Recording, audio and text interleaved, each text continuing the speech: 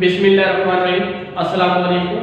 Class 10th chemistry में last time हमने अपनी टेक्स्ट बुक एंड कर दी थी अकॉर्डिंग टू स्मार्ट सिलेबस, और उसमें मैंने लास्ट लेक्चर जो आपको दिया था वो मैंने पैटर्न के बारे में बताया था कि कैसे आप लोगों का केमिस्ट्री का पेपर आता है, मैक्सिमम क्वेश्चन किन चैप्टर से आता है।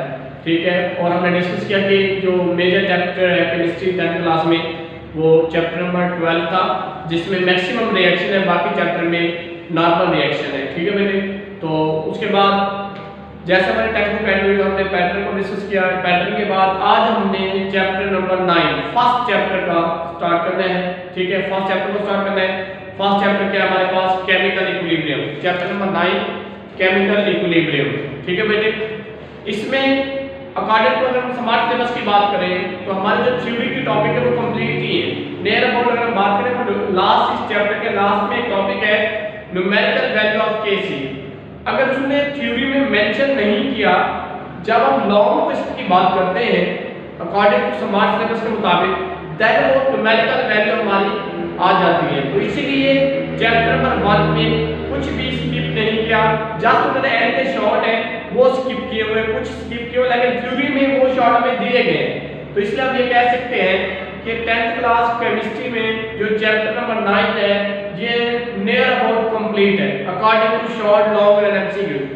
ठीक है, थ्योरी की बात कर रहा हूँ। अगर हम बात करें एमसीक्यू, शॉर्ट और लॉन्ग की, तो उनमें कुछ स्किप दिए गए। ठीक है बेटे, वो ये जरूरी नहीं है कि जो लॉन्ग या शॉर्ट को आपके एंड से देगा, बल्कि वो शॉर्ट या लॉन्ग या एमसीक्यू को चैप्टर के दरमियान से भी बना सकते हैं। ठीक है बेटे, तो आप लोगों ने जो थ्योरी के टॉपिक होते हैं उनको एमसीक्यू, शॉर्ट, लॉन्ग के लिहाज से भी प्रिपेयर करना है, और उनको आप लोगों ने एज एंड के शॉर्ट पे फोकस नहीं करना, बल्कि थ्रू आउट चैप्टर पे आप लोगों ने फोकस करना है।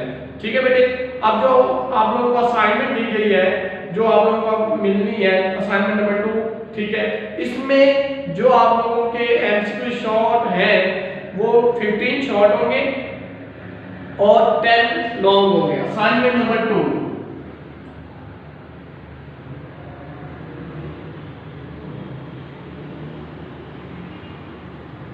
केमिस्ट्री में एमसीक्यू जो होंगे वो होंगे 15, शॉर्ट क्वेश्चन भी 10 होंगे, यानी 15 मार्क्स और 20 मार्क्स, टोटल 35 मार्क्स की असाइनमेंट होगी। ठीक है बेटे, और ये असाइनमेंट नंबर 2 चैप्टर नंबर 9 से ही होगी, चैप्टर नंबर 9 से। ठीक है बेटे, इसी चैप्टर में हमने एमसीक्यू, शॉर्ट और लॉन्ग भी डिस्कस करते जा रहे हैं। अकॉर्डिंग टू ऑनलाइन लेक्चर में मैं आप लोगों को जो टॉपिक डिस्कस करता हूं उसमें मैं बताता भी हूं कि एमसीक्यू, शॉर्ट और लॉन्ग कौन से बनते हैं। ठीक है, अगर कोई प्रॉब्लम होती है तो आप लोग कमेंट्स में पूछ लिया करें। ठीक है बेटे,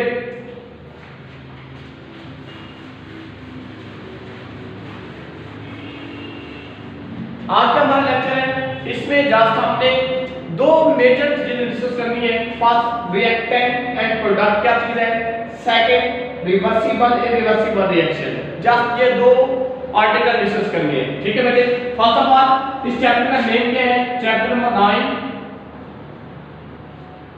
केमिकल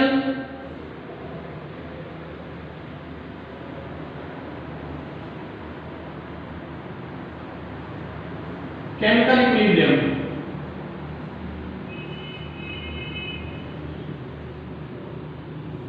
क्या नेम है, केमिकल इक्विलिब्रियम। इसका अगर इंट्रोडक्शन देखें, इंट्रोडक्शन हमारे स्मार्ट सिलेबस में नहीं है, बट एज ए नॉलेज या एज ए एमसीक्यू आ सकता है। हमें पता होना चाहिए कि इंट्रोडक्शन में उन्होंने क्या बात की है, प्लांट्स और ह्यूमन के रिलेशन को एक्सप्लेन किया उसने इंट्रोडक्शन में, प्लांट्स एंड ह्यूमन। ठीक है बेटे, अब प्लांट्स हमें क्या देते हैं और प्लांट को हम क्या कौन सी गैसें देते हैं, तो इनमें ये जो साइकिल है ये इंट्रोडक्शन में एक्सप्लेन किया गया है। प्लांट से हम ऑक्सीजन लेते हैं और प्लांट को कार्बन डाइऑक्साइड देते हैं। ठीक है बेटे, यही बातें एमसीक्यू पे आ सकती हैं कि human necessary for oxygen and plant necessary for carbon dioxide, which obtain carbon dioxide of plant तो ह्यूमन। अगर हम वो बात करें कि ह्यूमन ऑक्सीजन कहां से ऑब्टेन करता है, तो हम क्या कहेंगे, प्लांट से ऑब्टेन करता है। ठीक है बेटे, ये एक साइकिल बन जाता है। उसके बाद नेक्स्ट है हमारा आर्टिकल रिएक्टेंट प्रोडक्ट ये जो चैप्टर नंबर 9 है ये बहुत ही इंपॉर्टेंट है। इसमें से MCQ short, 2 short, 1 long, 2 MCQ आ जाते हैं मैक्सिमम। तो आप लोगों को पता होना चाहिए, कंसेप्चुअल टॉपिक है। रिएक्टेंट क्या होता है?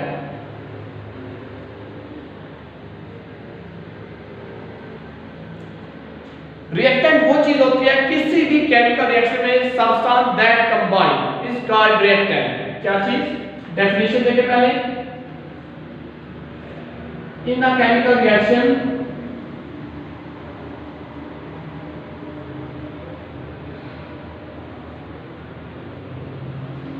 substance that combines in a chemical reaction, substance that combines is known as reactant. या इसका reactant। ठीक है बेटे, ये हमारा डेफिनेशन किसकी है? Reactant. In a chemical reaction that substances that combine, जो आपस में मिलते हैं, उन सब्सटेंस को क्या नाम दिया जाता है? रिएक्टेंट। ठीक है बेटे। नेक्स्ट हमारे पास डेफिनेशन है प्रोडक्ट की। आप स्टूडेंट क्या करते हैं, टेक्स्ट बुक में लिखा गया है in a chemical reaction substance that combine is called reactant and new substance is form is called product.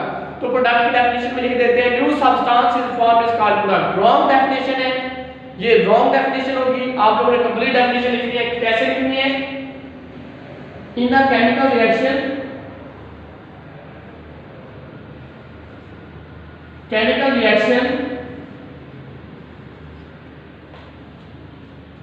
Substance या सब्सटेंसेस दैट कंबाइन, ठीक है, in a chemical reaction substances that combine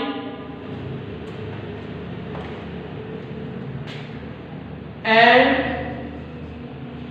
their result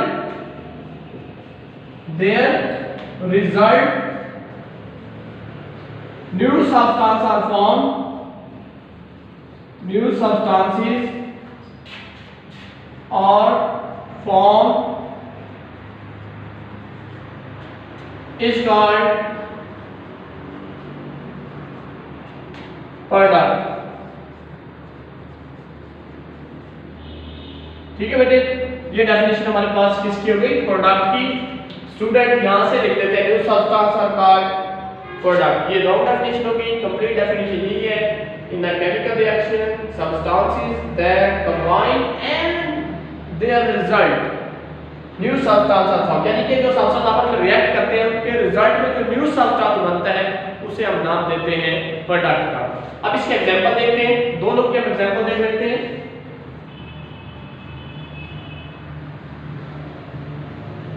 हम एक reaction right करते हैं, hydrogen react कर रहा है ऑक्सीजन के साथ, इरिवर्सिबल रिएक्शन होगा in the presence of Pt and heat. हमारे पास प्रोडक्ट क्या बनेगा? Water H2O। ठीक है बेटे, अब इसमें हमारे पास रिएक्टेंट क्या है, प्रोडक्ट क्या है? ये सब्सटेंस जो है ये हमारे पास रिएक्टेंट है जो अब रिएक्ट हो रहे हैं, और इनके रिजल्ट में जो न्यू चीज बन रही है इसे क्या नाम देते हैं? प्रोडक्ट का। ठीक है बेटे, अब स्टूडेंट क्या करते हैं, शॉर्ट क्वेश्चन आ जाता है differentiate between reactant and product. तो स्टूडेंट जस्ट ये इसी तरह राइट कर देते हैं डेफिनेशन प्रोडक्ट रिएक्टेंट, उसके बाद एग्जांपल राइट करके ये नहीं बताते कि ये रिएक्टेंट और ये प्रोडक्ट है, बल्कि आप मेंशन करें इसके नीचे ऐसे ही लाइन लगा दें, नीचे एरो बना दें कि ये रिएक्टेंट है, और ये हमारे पास लाइन लगा के एरो लगा के ये बता दें कि ये हमारे पास प्रोडक्ट है। ठीक है बेटे, ताकि आइडेंटिफाई हो जाए कि इस रिएक्शन में रिएक्टेंट कौन से है, प्रोडक्ट कौन से है। अगर आप लोगों ने लाइन लगा के एरो नहीं लगाना तो नीचे फिर एक्सप्लेनेशन में आपको लिखना पड़ेगा कि हाइड्रोजन और oxygen are reactant and water is product. ठीक है बेटे, ये था हमारा टॉपिक। जिसमें हमने रिएक्टेंट और प्रोडक्ट को डिस्कस किया। नेक्स्ट हमारे पास है रिवर्सिबल और इरिवर्सिबल रिएक्शन। आप लोग इसे देख ले पहले। ये शॉर्ट में भी आ सकते हैं, एमसीक्यू में भी, लॉन्ग में भी आ सकते हैं। आप लोगों ने जैसे भी आ जाए तो आप लोगों ने डेफिनेशन यही है रिएक्टेंट की, ये प्रोडक्ट की डेफिनेशन है, ये एग्जांपल है। ठीक है बेटे, किधर से जो कुछ आना है। नेक्स्ट बेटे हमने टॉपिक डिस्कस करना है रिवर्सिबल और इरिवर्सिबल रिएक्शन। ये टॉपिक टेक्स्ट बुक के पेज नंबर 2 पे है। रिवर्सिबल और इरिवर्सिबल रिएक्शन, इनको हमने कंपैरिजन से डिस्कस करना है ताकि हमारे लिए इजी हो जाएगा।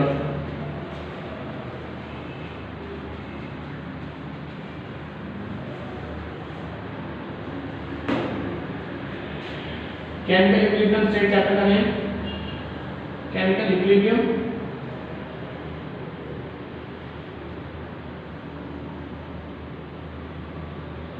रिवर्सिबल रिएक्शन,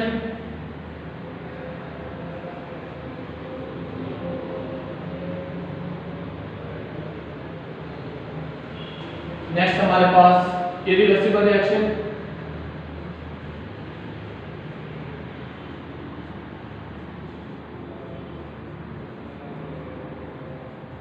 ठीक है बेटे, अब ये शॉर्ट में भी आता है, लॉन्ग में भी और एमसीक्यू में भी आ जाता है। यही बात है हमने डिस्कस करनी है इधर। रिवर्सिबल की फर्स्ट ऑफ ऑल हमने डेफिनेशन करनी है। ठीक है, डेफिनेशन क्या है इसकी? The reaction in which substance combine to form product, या फिर the reaction in which reactant to form product and product form again reactant, ठीक है, is known as reversible reaction. The reaction in which product can recombine to form reactant, ये भी definition हो सकती है। जैसे आपको टेक्स्ट बुक वाली इस तरह के वो राइट कर सकते हैं, आप अदर हैंड नहीं लिखना। द रिएक्शन इस तरह लिख लें, the reaction in which products recombine to form reactant, क्या डेफिनेशन है? The reaction in which product can recombine to form reactant, ठीक है, to form reactant is known as reversible reaction। ये हमारे पास डेफिनेशन होगी। नेक्स्ट आप इरिवर्सिबल की definition करते हैं। द रिएक्शन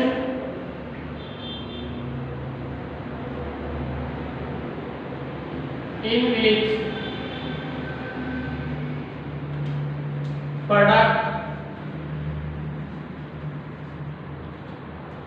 cannot, जस्ट आप ये वर्ड ऐड कर लेंगे, cannot recombine to form reactant, इसमें रिएक्टेंट से प्रोडक्ट बनते हैं, प्रोडक्ट से दोबारा रिएक्टेंट बन जाते हैं। इरिवर्सिबल रिएक्शन में रिएक्टेंट से प्रोडक्ट बनते हैं, प्रोडक्ट से दोबारा रिएक्टेंट नहीं बनते, can not recombine to form reactant. ठीक है बेटी, ये हमारे पास डेफिनेशन। नेक्स्ट हमारे पास है property.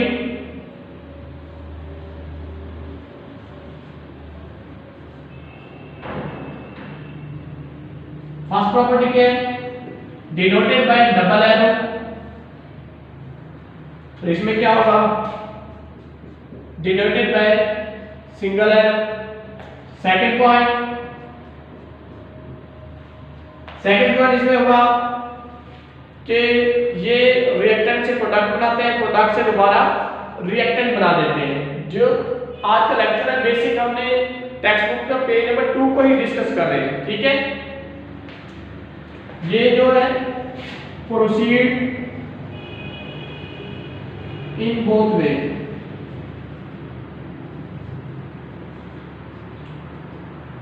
Proceed in both way, और इसको हम कहेंगे proceed in one direction, proceeds in one direction.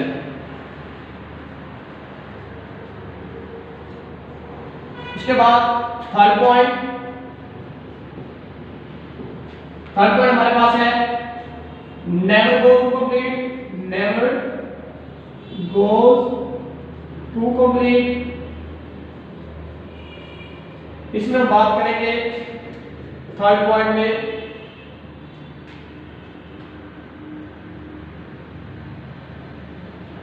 Completion of reaction.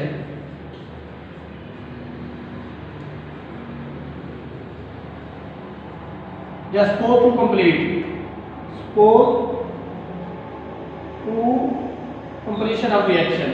ठीक है, ये हमारे पास तीन प्रॉपर्टी है। नेक्स्ट हमने इनकी एग्जांपल डिस्कस करनी है।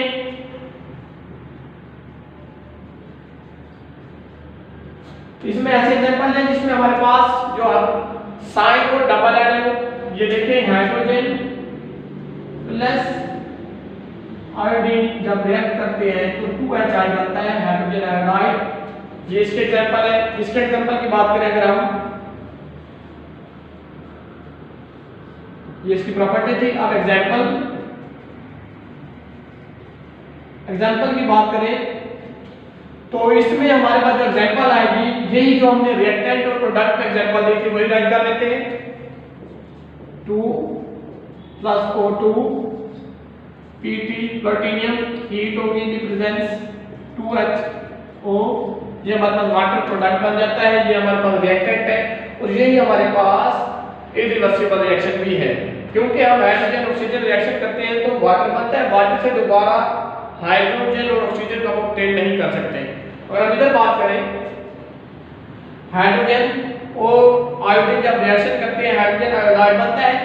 हाइड्रोजन आयोडाइड से दोबारा हम ये बना सकते हैं, दोबारा हम इसे हीट करें तो ये दोबारा बन जाता है। अब इसमें से जो H2 बनता है, इसका कलर आयोडीन का कलर होता है पर्पल।